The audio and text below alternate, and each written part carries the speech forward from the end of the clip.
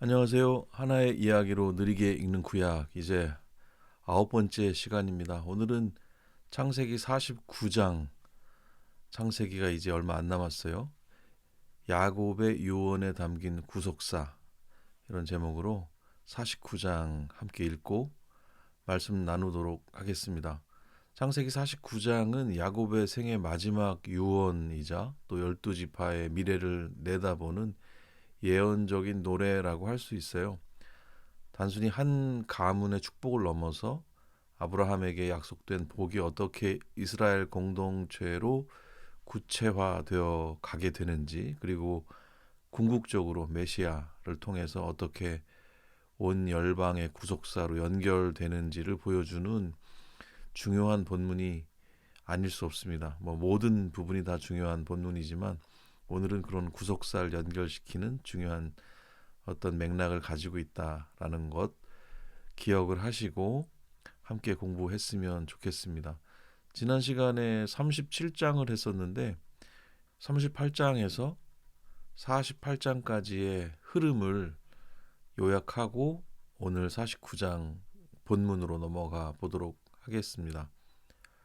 요셉의 파란만장한 생애와 야곱 가문의 구원 그리고 번성과 관련된 이야기들이 38장에서 48장 안에 빼곡하게 담겨져 있습니다. 먼저 38장 내용인데요. 유다와 다말의 이야기가 여기 나와요. 요셉의 이야기 흐름에서 잠깐 벗어나서 형 유다의 가계도를 다룹니다. 다말의 끈질긴 믿음을 통해서 메시아의 계보가 이어지는 과정을 보여준다. 이렇게 말씀드릴 수가 있어요. 그리고 39장으로 갑니다. 39장에는 보디발 집의 요셉 이야기가 나옵니다. 이집트로 팔려간 요셉이 보디발의 신뢰를 얻어요. 하지만 주인 아내의 모함 때문에 감옥에 갇히게 돼요. 그러나 성경은 여호와께서 요셉과 함께 하심으로 그가 형통하였다 이렇게 기록을 하고 있습니다. 이제 40장입니다. 여기 술관원 이야기, 떡관원 이야기가 나와요. 감옥에서 두 관원의 꿈을 요셉이 해석을 해주게 되죠. 술 맡은 관원은 복직이 돼요.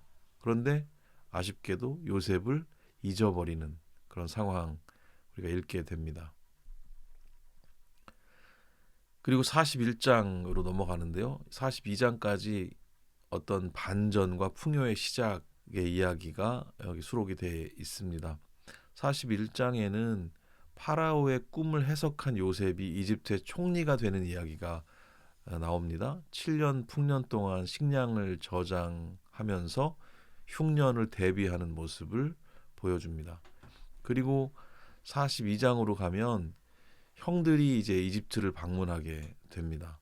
가나안에 닥친 기근으로 인해서 요셉의 형들이 식량을 구하러 이집트, 우리가 이제 성경에서는 애굽으로 부르는데요.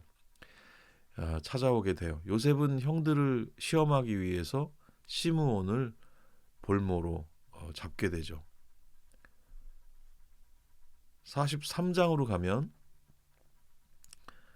이제 막내 베냐민과 함께 형들이 다시 애굽을 찾는 상황이 기록이 되어 있습니다. 두 번째 방문이라고 할 수 있겠어요.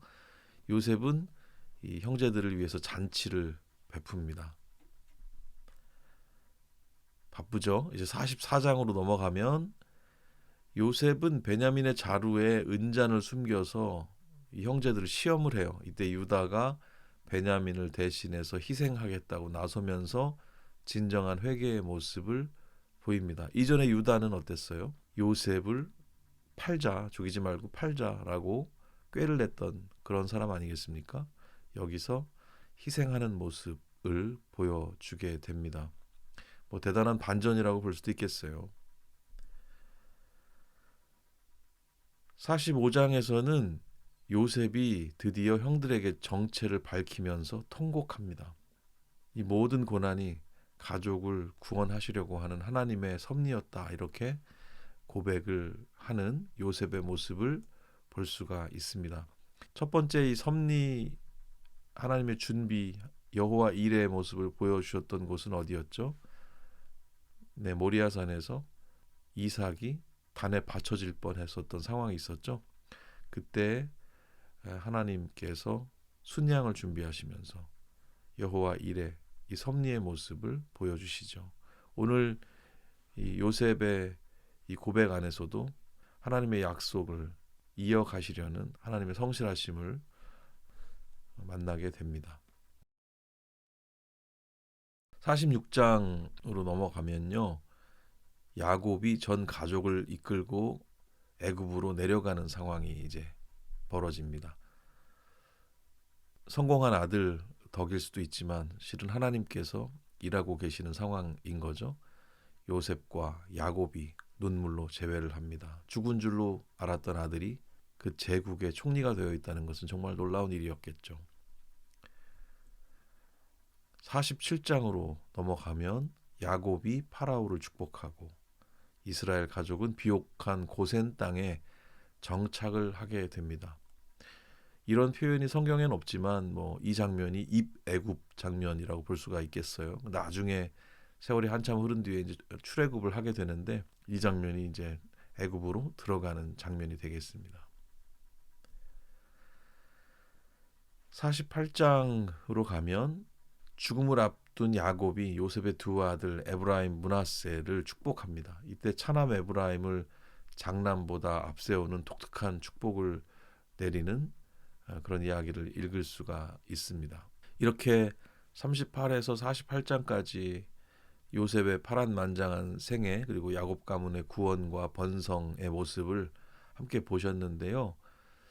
48장까지가 사실은 가족의 상봉, 정착이라는 실제적인 사건에 집중했다면 이제 우리가 오늘 읽을 49장은 야곱이 임종 직전에 12아들을 불러서 각 사람의 분량대로 예언적인 축복을 하는 장면입니다. 48장에서 요셉의 아들들을 축복하면서 가문의 세대 교체를 준비했다면 49장에서는 이스라엘 12지파의 미래와 그 성격이 규정이 되게 됩니다. 특히 49장에서는 통치자의 지팡이가 유다를 떠나지 않을 것이란 메시아적인 예언이 있고 또 요셉에게 주어지는 풍성한 복이 강조되거든요. 그러면서 이 창세기 이야기의 절정을 이룬다고 말할 수가 있을 것 같습니다. 이 전체적인 흐름은 결국 단순한 가족사를 넘어서 이스라엘이라는 국가의 기틀이 잡히는 과정이라고 볼 수가 있겠습니다. 이제 우리 49장으로 넘어갈 텐데요. 간단한 질문을 하나 먼저 드리고 시작을 하면 좋겠습니다. 창세기의 주인공은 아브라함, 이삭, 야곱, 요셉이에요. 창세기 12장부터 아브라함 이야기로부터 출발해가지고 지금 오늘에 이르렀습니다. 그런데 왜 이스라엘 백성은 스스로를 요셉의 자손이라고 부르지 않고 야곱의 자손이라고 부르는 걸까요? 왜 그럴까요, 여러분?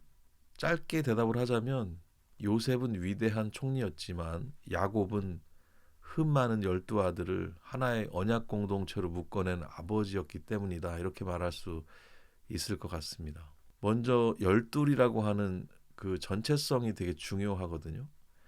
요셉은 야곱의 12아들 중에 하나일 뿐이죠. 만약 요셉의 자손이라고 불렀다면 나머지 11명의 형제와 그 사람들의 지파는 배제되었을 거예요. 그래서 야곱은 12아들 모두를 품어서 이스라엘이라는 하나의 민족적 단위로 묶어준 인물이기 때문에 중요한 의미를 갖는다 말할 수 있습니다.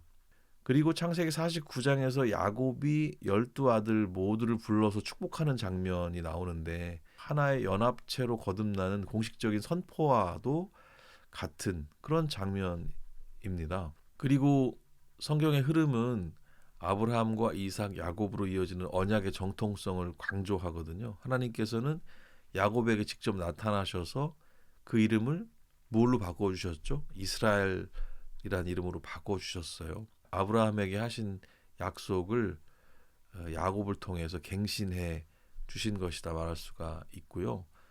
또 요셉은 이 언약을 보존하고 유지하는 역할을 수행했지만 언약의 뿌리는 야곱에게 있었다 이렇게 말할 수 있습니다. 요셉은 이집트의 총리의 자리에 올랐고 그의 두 아들은 이집트 여인과의 사이에서 태어났잖아요. 그래서 만약에 요셉을 중심으로 민족이 정의가 되었다면 이스라엘은 이집트 문화와 섞여서 정체성을 잃었을 위험이 컸습니다. 야곱은 임종 전에 요셉의 두 아들을 자신의 아들로 입양을 하면서 그 사람들을 다시 히브리적 전통 안으로 끌어들여요. 이런 상황을 통해서 요셉의 자손들도 요셉의 가문이 아니라 이스라엘의 지파로 편입이 되게 되는 것이죠. 요약을 해보자면 요셉은 가문을 살린 팔과 같은 존재였다면 야곱은 그 모든 지파를 하나로 묶는 몸이자 뿌리였다, 이렇게 말할 수 있어요. 그래서 이스라엘 백성들은 자신들을 야곱의 자손, 이스라엘의 자손이라고 부르면서 자기들이 하나님의 언약 아래에 있는 하나의 공동체임을 확인한다, 이렇게 요약을 해 볼 수 있겠습니다. 이제 본문으로 들어가겠습니다. 창세기 49장 야곱의 유언에 담긴 구속사 이야기 천천히 읽으면서 의미를 새겨보도록 하겠습니다. 첫 번째, 언약의 계승과 마지막 유언의 내용인데요. 본문을 먼저 읽어보겠습니다. 야곱이 그 아들들을 불러 이르되 너희는 모이라. 너희가 후일에 당할 일을 내가 너희에게 이르리라. 너희는 모여 들으라. 야곱의 아들들아, 너희 아버지 이스라엘에게 들을지어다. 여러분, 오늘은 야곱의 생의 마지막 순간을 함께 보게 되는 겁니다. 야곱이 죽음을 앞두고 12아들을 다 불러 모았어요. 이건 그냥 아버지가 아들들에게 남기는 평범한 덕담이 아닙니다. 아브라함부터 시작된 하나님의 약속이 이제 이스라엘이라는 하나의 민족으로 구체화되는 아주 중요한 역사적인 현장이라고 볼 수 있어요. 특히 1절에서 여기 후일에 당할 일이라는 표현이 나오는데요. 단순한 미래를 넘어서 하나님의 계획이 완성되는 종말론적인 시점까지 내다보는 예언적인 노래라고 말할 수 있는 부분입니다. 이제 야곱은 개인 야곱이 아니라 언약 공동체의 수장인 이스라엘로서 하나님의 계시를 선포하고 있다, 이렇게 말할 수 있어요. 두 번째 내용은 통제되지 않은 정욕의 사람 르우벤에 대한 얘기가 여기 나오고 있습니다. 본문을 읽어보겠습니다. 르우벤아, 너는 내 장자요, 내 능력이요, 내 기력의 시작이라. 위풍이 월등하고 권능이 탁월하다마는 물의 끓음 같았은즉 너는 탁월하지 못하리니 네가 아버지의 침상에 올라 더럽혔음이로다. 그가 내 침상에 올랐었도다. 첫째 아들 르우벤의 이야기부터 이제 시작이 됩니다. 사실 르우벤은 장자로서 힘과 권위의 상징이었어요. 당시 고대 근동에서 장자였으니까 굉장히 주목받는 인물이었습니다. 하지만 야곱은 그를 물의 끓음 같다고 표현해요. 감정과 정욕을 조절하지 못했다. 이것이 르우벤의 모습이었다. 그를 물의 끓음 같다고 표현하는 이유가 되겠습니다. 과거에 자신의 서모라고 할 수 있겠죠. 빌하와 통관했던 사건은 단순히 도덕적인 실수를 넘어서 아버지의 권위에 도전하고 가문의 질서를 어지럽히는 아주 심각한 일이었습니다. 결국 르우벤은 그 탁월함을 잃어버리게 됩니다. 이걸 보면 하나님의 선택을 받은 사람이라도 그 삶의 책임과 신앙적 태도가 얼마나 중요한지 다시 한번 생각을 하게 됩니다. 12아들에 대한 얘기가 이렇게 차곡차곡 이어지고 있는데요. 시므온과 레위와 관련된 이야기입니다. 분노와 폭력의 흩어짐이라는 제목을 달 수밖에 없는데요. 5절에서 7절까지 읽어보겠습니다. 시므온과 레위는 형제요, 그들의 칼은 폭력의 도구로다. 내 혼아, 그들의 모의에 상관하지 말지어다. 내 영광아, 그들의 집회에 참여하지 말지어다. 그들이 그들의 분노대로 사람을 죽이고 그들의 혈기대로 소의 발목 힘줄을 끊었음이로다. 그 노여움은 혹독하니 저주를 받을 것이요 분기가 맹렬하니 저주를 받을 것이라. 내가 그들을 야곱 중에서 나누며 이스라엘 중에서 흩으리로다. 어떻습니까? 분위기가 그렇게 아주 따뜻한 분위기는 아닙니다. 둘째와 셋째 시므온과 레위는 묶어서 이렇게 나옵니다. 이 사람들은 과거 세겜에서 자기 누이가 당한 일 때문에 아주 잔인한 학살극을 벌였던 적이 있었죠. 야곱은 이 두 아들의 용맹함이 거룩한 목적이 아니라 사적인 복수와 폭력에 쓰인 것을 아주 엄중하게 꾸짖습니다. 그 대가로 이 둘은 이스라엘 안에서 흩어지게 된다는 예언을 받아요. 실제로 나중에 보면은 시므온 지파는 유다 지파에 흡수되어서 사라지다시피 하고 레위 지파도 전국으로 흩어지게 됩니다. 그런데 사실 여기 놀라운 반전이 있어요. 레위의 흩어짐은 나중에 성막을 섬기면서 온 이스라엘을 거룩하게 만드는 제사장 지파의 사역으로 승화가 되거든요. 하나님의 심판조차 은혜로 바뀌는 그런 신비를 우리가 경험하게 됩니다. 이제 유다의 차례입니다. 사자와 같은 통치권이라고 제목을 달았는데요. 본문 8절 9절입니다. 유다야 너는 네 형제 찬송이 될지라 네 손이 내 원수의 목을 잡을 것이요 내 아버지의 아들들이 내 앞에 절하리로다. 유다는 사자 새끼로다. 내 아들아 너는 움킨 것을 찢고 올라갔도다. 그가 엎드리고 웅크림이 수사자 같고 암사자 같으니 누가 그를 범할 수 있으랴. 유다에 대한 예언입니다. 앞선 세 형제가 실수하면서 장자의 명분이 사실상 유다에게로 넘어오게 돼요. 유다는 찬송이라는 뜻을 갖습니다. 그 이름 뜻처럼 이스라엘의 중심이 되는데요. 유다를 세 단계의 사자, 새끼로, 수사자로, 암사자로 묘사하면서 강력한 통치권을 강조합니다. 유다가 이렇게 큰 복을 받게 되는 비결이 뭘까요? 바로 희생입니다. 예전에 동생 베냐민을 위해서 자신을 노예로 내던지려고 했던 그 대속적인 사랑이 유다를 진정한 리더로 만든 거예요. 이 유다의 사자의 이미지는 결국 예수님께로 이어지게 되죠. 네, 이제 유다 두 번째 이야기입니다. 실로가 오시기까지라고 제목을 달아봤는데요. 본문 보겠습니다. 규가 유다를 떠나지 아니하며 통치자의 지팡이가 그 발 사이에서 떠나지 아니하기를 실로가 오시기까지 이르리니 그에게 모든 백성이 복종하리로다. 그의 나귀를 포도나무에 매며 그의 암나귀 새끼를 아름다운 포도나무에 맬 것이며 또 그 옷을 포도주에 빨며 그의 복장을 포도즙에 빨리로다. 그의 눈은 포도주로 인하여 붉겠고 그의 이는 우유로 말미암아 희리로다. 계속해서 유다에 대한 예언을 보면 실로라는 표현이 나옵니다. 이 실로는 평화의 통치자, 즉 메시아를 상징하는 아주 중요한 단어입니다. 유다의 왕권이 일시적인 게 아니고 영원한 종말론적인 통치로 이어진다는 뜻을 가지고 있습니다. 뒤이어서 나오는 그 포도주와 우유의 묘사는 정말 파격적이라는 생각이 듭니다. 나귀를 포도나무에 묶고 옷을 포도주에 빨 정도로 풍요롭다는 거거든요. 이것은 인간의 노력이 아니고 하나님의 전적인 은혜로 주어지는 하나님 나라의 잔치를 미리 보여준다, 이렇게 볼 수 있습니다. 단순히 뭐 잘 먹고 잘 사는 그런 상황을 넘어서 에덴 같은 그 생명력 넘치는 기쁨의 상태를 보여주려고 한다. 이렇게 생각할 수 있습니다.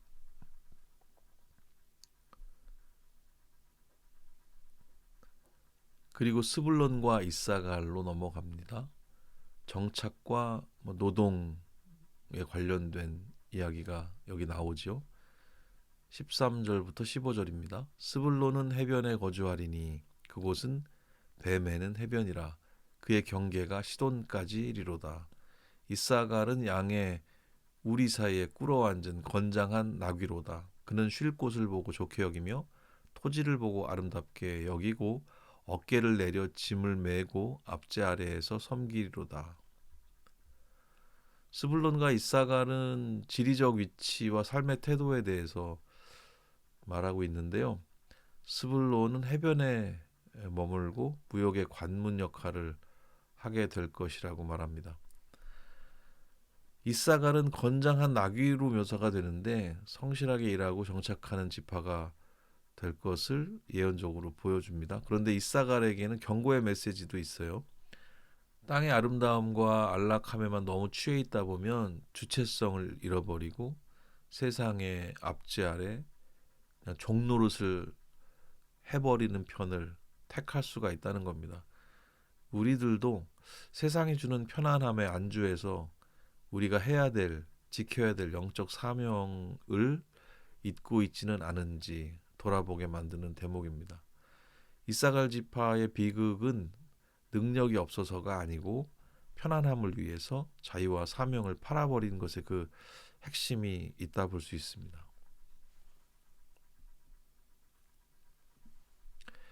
이제 단과 갓지파 이야기입니다. 생존을 위한 투쟁입니다. 16절에서 19절이죠. 단은 이스라엘의 한 지파 같이 그의 백성을 심판하리로다. 단은 길섭의 뱀이요 샛길의 독사로다. 말굽을 물어서 그 탄자를 뒤로 떨어지게 하리로다. 여호와여 나는 주의 구원을 기다리나이다. 갓은 군대 추격을 받으나 도리어 그 뒤를 추격하리로다. 단지파는 지략이 뛰어납니다. 길섭의 뱀처럼 작지만 강한 적을 쓰러뜨리는 힘이 있죠. 갓지파는 침략 속에서도 끝내 승리하는 불굴의 의지를 가졌고요. 그런데 여기서 눈여겨볼 부분은 18절에 갑자기 여호와여 나는 주의 구원을 기다리나이다 라고 하는 야곱의 기도가 나온다는 겁니다. 인생의 숱한 고비를 넘겨온 야곱이 내린 최종 결론이라고 볼 수가 있겠죠. 결국 우리 인생의 어떤 수많은 전쟁에서 이기는 길은 인간의 꾀 이런 것이 아니라 오직 하나님의 구원뿐이다라고 하는 그런 고백이라고 볼 수 있습니다.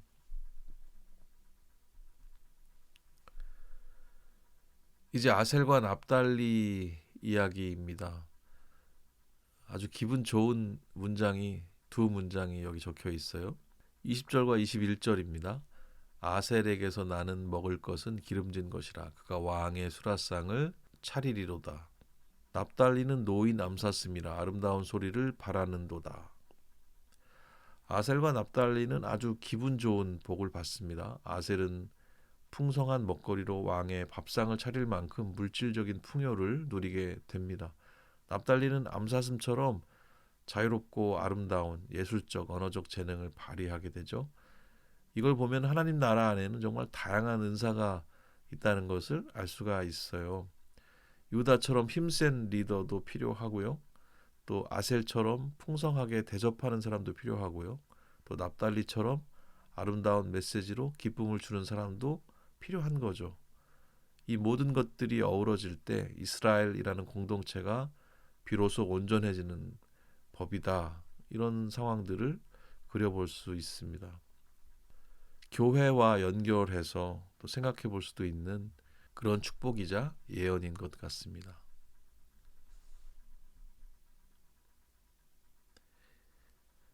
이제 요셉으로 이어집니다. 목자의 손에 붙들린 무성한 가지라는 제목을 달아보았습니다. 22절에서 24절까지예요. 요셉은 무성한 가지 곧 샘 곁에 무성한 가지라 그 가지가 담을 넘었도다. 활 쏘는 자가 그를 학대하며 적개심을 가지고 그를 쏘았으나 요셉의 활은 도리어 굳세며 그의 팔은 힘이 있으니 이는 야곱의 전능자 이스라엘의 반석인 목자의 손을 힘입음이라. 요셉은 유다만큼이나 아주 긴 축복을 받아서 페이지가 한 장이 더 있습니다. 요셉은 샘 곁에 무성한 가지이자 담을 넘은 가지로 불려요. 자기 혼자 잘 먹고 잘 사는 게 아니고 타인에게까지 복을 흘려보내는 통로가 되었다는 뜻입니다. 물론 요셉의 삶에도 시련은 많았습니다. 활 쏘는 자들이 그를 쐈거든요. 하지만 요셉이 쓰러지지 않고 도리어 굳건했던 이유는 딱 하나입니다. 바로 이스라엘의 목자이신 하나님의 손이 그의 팔을 꽉 붙들고 계셨기 때문이에요. 우리를 쏘는 세상의 활보다 우리를 붙드시는 하나님의 손이 훨씬 더 강하다는 사실 잊지 마시기를 바랍니다.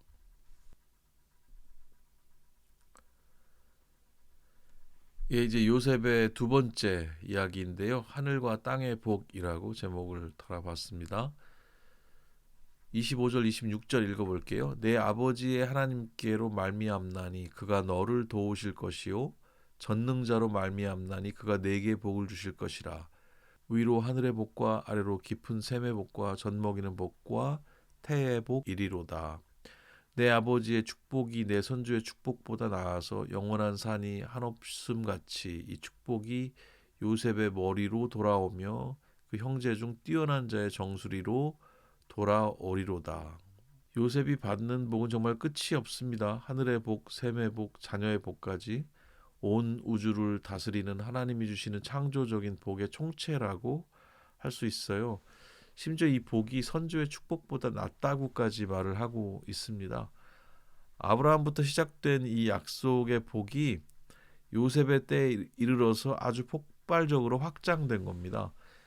요셉은 비록 메시아 혈통은 아니었지만 장차 메시아가 가져올 그 엄청난 풍요로움을 자기의 삶을 통해서 미리 보여주는 아주 특별하게 구별된 사람이었다고 말할 수 있습니다. 이제 베냐민 이야기입니다. 약속의 땅을 향한 갈망 27절에서 33절까지 말씀인데요. 본문을 먼저 읽어보도록 하겠습니다. 베냐민은 물어뜯는 일이라 아침에는 빼앗은 것을 먹고 저녁에는 움킨 것을 나누리로다. 이들은 이스라엘의 12지파라. 이와 같이 그들의 아버지가 그들에게 말하고 그들에게 축복하였으니 곧 그들 각 사람의 분량대로 축복하였더라.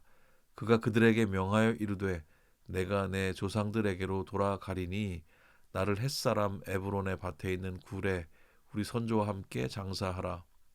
이 굴은 가나안 땅 마므레 앞 막벨라 밭에 있는 것이라. 아브라함이 햇사람 에브론에게서 밭과 함께 사서 그의 매장지를 삼았으므로 아브라함과 그의 아내 사라가 거기 장사되었고 이삭과 그의 아내 리브가도 거기 장사되었으며 나도 레아를 그곳에 장사하였노라. 이 밭과 거기 있는 굴은 햇사람에게서 산 것이니라. 야곱이 아들에게 명하기를 마치고 그 발을 침상에 모으고 숨을 거두니 그의 백성에게로 돌아갔더라. 이렇게 야곱의 죽음까지 읽어보았습니다. 마지막 막내 베냐민은 물어뜯는 이리처럼 강인한 생존 용맹함을 약속받습니다. 이렇게 12아들에 대한 축복이 모두 마무리되었어요. 예언을 마친 야곱은 이제 평안하게 발을 침상에 모으고 숨을 거둡니다. 참 당당하고 아름다운 죽음이죠. 야곱은 마지막 순간까지도 자신이 애굽이 아니라 조상들이 있는 가나안 땅 막벨라 굴에 묻혀야 한다고 당부해요. 비록 몸은 애굽에 있지만 그의 마음은 언제나 하나님의 약속이 서린 본향을 향하고 있었던 겁니다. 야곱의 죽음은 한 시대의 끝이 아니라 12지파를 통한 새로운 역사의 시작이라고 말할 수가 있겠습니다. 이렇게 49장 본문을 전체를 느리게 한번 읽어봤습니다. 이 내용들 정리하면서 퀴즈를 몇 개 풀어보도록 하겠습니다. 오늘은 주관식 2개, 객관식 하나 이렇게 되겠습니다. 한번 어려운 문제는 아니니까요. 한번 답해 보시면 좋겠습니다. 첫 번째 문제예요. 야곱의 아들들 중 홀이 떠나지 않을 것이며 장차 통치자가 나올 것이라는 예언을 받아서 메시아의 계보를 잇게 된 지파는 어디일까요? 정답은 네, 유다 지파. 유다 지파가 되겠습니다. 왜 유다 지파가 이런 축복을 받았는지 그 이유도 기억을 하시나요? 유다도 엉망진창인 삶을 살았지만 그러나 그가 보였던 희생, 그 희생이 그를 복 있는 자리로 이끌었다. 이렇게 볼 수 있습니다. 두 번째 문제 보겠습니다. 야곱은 이 아들을 향해 샘 곁에 무성한 가지라고 축복하면서 그 가지가 담을 넘었다고 표현했습니다. 고난을 이겨내고 큰 복을 받은 이 아들은 누구일까요? 너무 문제를 좀 쉽게 냈나요? 정답은 요셉이죠. 요셉. 자, 이제 마지막 문제. 야곱이 임종 전 아들들에게 마지막으로 부탁한 내용은 무엇인가요? A. 이집트 궁궐에 묻어달라. B. 가나안 땅 막벨라 굴 조상의 묘실에 장사해달라. C. 요셉의 곁에 머물러라. D. 덕명동 H카페에 데려다 달라. 근데 D번이 굉장히 매력적으로 들리긴 하는데 이럴 리는 없고요. 나머지들도 성경에 있는 내용은 아니지만 B번이 정답이 되겠죠. 가나안 땅 막벨라 굴에 장사해달라. 이 막벨라 굴은 언제 이스라엘의 것이 됐습니까? 기억하시죠? 아브라함이 직접 돈을 주고 구매를 했던 그런 땅이었습니다. 그냥 받을 수도 있었던 그 장소였지만 직접 아브라함이 돈을 주고 사게 되죠. 그래서 후손들이 분쟁 없이 이곳을 자신들의 장소로 잘 사용하고 있음을 우리는 알 수가 있습니다. 자, 이제 마지막으로 오늘 내용을 생각하면서 우리 삶의 자리로 이 말씀들을 의미들을 어떻게 가져갈 수 있을지 몇 가지 함께 살펴보고 또 정리해보는 시간을 갖도록 하겠습니다. 첫 번째는 이런 질문을 해볼 필요 있을 것 같아요. 나의 물의 끓음은 무엇이며 어떻게 사자의 리더십으로 다듬어지고 있는가 하는 질문이에요. 르우벤은 탁월한 역량을 가졌지만 절제되지 못한 기질 때문에 무너졌었어요. 유다는 자신의 허물을 넘어서 희생과 책임을 통해서 사자의 통치권을 얻게 되었습니다. 내가 가진 재능이나 열정이 거룩한 절제 속에 있는지 르우벤을 타산지석 삼아서 한번 돌아볼 수 있기를 바랍니다. 나의 유익을 구하는 본능적인 혈기를 죽이고 공동체를 위해 자신을 담보로 내놓았던 유다처럼 대속적인 책임을 지고 있는 자리가 어디인지도 생각해 보면 좋겠습니다. 복은 단순히 주어지는 것이 아니고 하나님의 성품에 참여하는 삶의 양식과 맞물려 있습니다. 그것을 기억하고 내 성품의 약점을 하나님 앞에 내어놓는 그런 태도가 우리에게 필요할 것 같습니다.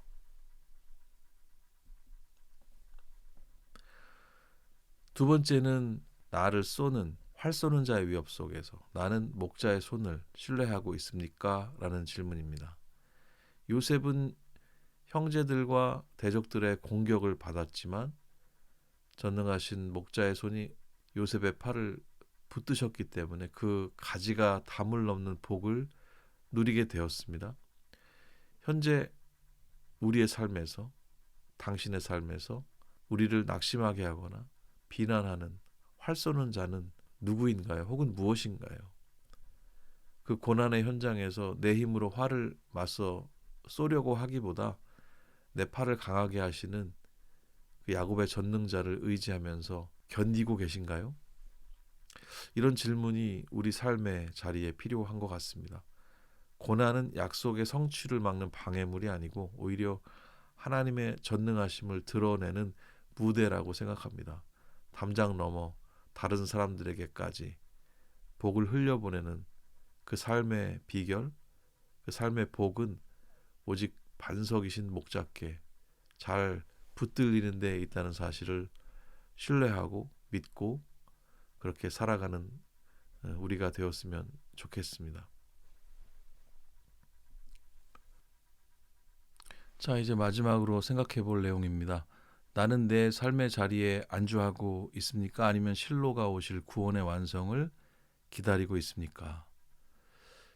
이사갈 이야기인데요. 이사갈은 땅의 아름다움에 취해서 앞지 아래 섬기는 자가 됐지만 야곱은 고통스러운 예언의 한복판에서 이렇게 기도합니다. 여호와여, 나는 주의 구원을 기다리나이다. 세상이 주는 안락함에 만족해서 마땅히 감당해야 될 사명을 잊어버리고 굴복한 나귀처럼 살고 있지는 않은지, 나의 목적지가 이 땅에서의 성공이 아니고 궁극적인 평화의 왕, 오늘 본문에서 실로라고 명명한 그 궁극적인 평화의 왕이 다스리시는 하나님 나라임을 고백하면서 살고 있는지, 지금 현재의 풍요를 넘어서 영원한 본향을 향한 그 갈망이 우리에게 있는지 함께 돌아보면 좋겠습니다.